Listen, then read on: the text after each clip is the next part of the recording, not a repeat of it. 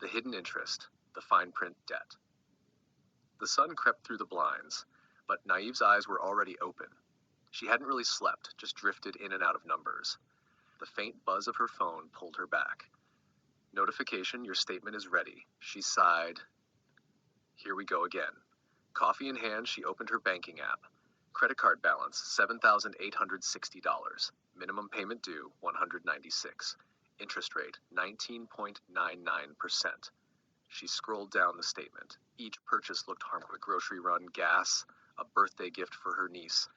But the interest charge line stopped her. $132.40. She frowned. That's like paying rent for money I already spent. It didn't make sense. She'd been careful lately, paid on time, avoided new debt, yet the balance never seemed to shrink. She clicked payment history. For 6 months straight, she'd paid faithfully. But the total barely moved. Half of every payment went to interest, half to the balance. Every month she was buying time instead of freedom. Naive leaned back in her chair, the same kitchen table that had paced up meltdown the night before. She opened her email. Car loan notice, mortgage reminder, student loan update, each one politely asking for her monthly obligation, each one quietly collecting its own fee. She added them up on her notepad. Mortgage interest, $1,200 a month. Car loan, $340. Credit card, $132. Student loan, $250. Most of it still interest. She rubbed her forehead. So I pay to borrow, I pay to spend, I pay to live. Outside, a neighbor was mowing the lawn, the sound steady, mechanical, like the rhythm of her life. Work, pay, owe, repeat. Naive opened her spreadsheet from last night and added a new column, interest paid per year. She stared at the total when she finished. It was more than $10,000. That was her vacation fund. Her down payment, her second chance. She shut her laptop slowly, whispering, no wonder they said the rich get richer, they're the ones collecting it. The world outside was already awake, bills waiting, systems humming, but something had shifted inside her. The numbers weren't random anymore. They were rules, and she was finally starting to see them. The hidden lifestyle, the comfort trap. Saturday morning sunlight streamed through the blinds, soft and golden. Naive stretched under the covers, enjoying the rare silence. No alarms, no deadlines, just a moment to breathe. She scrolled through her phone. A text from her friend. Brunch later, my treat if you drive. She smiled. She deserved it, didn't she? After the week she had, the endless meetings, the late nights, a simple brunch felt like a reward. She got ready, spritzed perfume, and felt a flicker of pride when she caught her reflection. You've earned this, she told herself. The cafe was bright and busy, laughter bouncing off glass walls. Mimosas sparkled on every table. She ordered the avocado toast, the latte, and a side she didn't need but wanted. When the bill came, she didn't flinch. It was only $32. Nothing crazy, just a little joy. But later at the grocery store, she hesitated between two brands of olive oil, $7.99 or $10.99. It's just $3, she murmured, picking the one she liked more.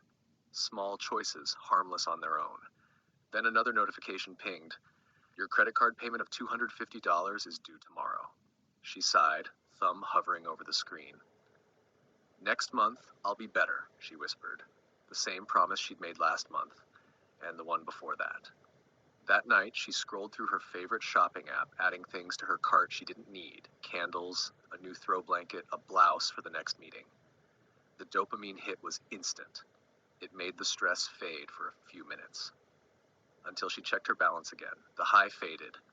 The math returned. Every pleasure had a quiet twin, a cost she wouldn't feel until later. And that was the hidden lifestyle no one warned her about. Not the big splurges, not the designer dreams, but the everyday comforts that made struggle feel manageable. The morning coffee, the brunch, the late night clicks, tiny doses of pleasure that numbed the pain of exhaustion and made the cycle feel normal. She wasn't reckless. She was tired. And tired people don't overspend out of greed. They overspend out of need. The need to feel alive for a moment in a life that feels like survival. As she turned off the lights, her eyes landed on the shopping bag by the door. It looked harmless. Small, pretty, even earned. But deep down she felt it. The quiet ache of realizing she had traded her tomorrow for a few seconds of today. The next morning, sunlight poured through the blinds. Too bright, too revealing. Naive blinked against it. the silence pressing against her ears. The shopping bag sat by the door where she'd dropped it last night, its tag catching the light, the receipt still peeking from the top like a quiet confession. She sighed, dragging herself out of bed. Her head felt heavy, not from lack of sleep, but from the familiar mix of guilt and denial. She passed the empty takeout boxes on the counter, the sushi she didn't finish, the dessert she swore she didn't need, the leftover wine glass half full from the you deserve it dinner with friends. The night before had been laughter, clinking glasses, and escape. They had ordered appetizers they didn't touch, desserts they didn't finish, drinks they couldn't afford. The bill had come and she'd smiled, pretending not to notice the total before tapping her card. It's fine, she told herself. We don't do this often. Except, they did. Once for birthdays. Once for promotions. Once for no reason at all. Little rewards for surviving another month of stress. Now, standing in her kitchen, the same space felt heavier. She opened the fridge, a few eggs, half a carton of milk, the same leftover takeout. Her phone buzzed. Payment posted. Netflix $21.99. She stared at it, frowning. When did that go up again? She scrolled through her bank app, and each small transaction hit like raindrops. Streaming, food delivery, music subscriptions, movie tickets, all so minor alone, all so massive together. Balance, $412.27. 2 weeks until payday. She sank into her chair and wrapped both hands around her coffee mug. It had gone cold, again. Every swipe, every delivery, every I deserve this had felt small, harmless. But now, it all sat in front of her, receipts like footprints leading nowhere. It wasn't laziness, it wasn't stupidity, it was survival. In a world that sold comfort as therapy and convenience as happiness. Then came the reminder she once thought was clever, her credit card points balance. You've earned 2,540 miles. It sounded like a prize, proof she was playing the same game rich people played. She smiled for a second, imagining herself on a beach, flight paid for by rewards. But when she looked closer, the math betrayed the illusion. Those miles had cost her thousands in interest she'd never noticed, and the cashback she bragged about barely covered a single brunch. The credit card companies called it benefits. The truth was, the rich used them to multiply wealth. The rest used them to justify debt.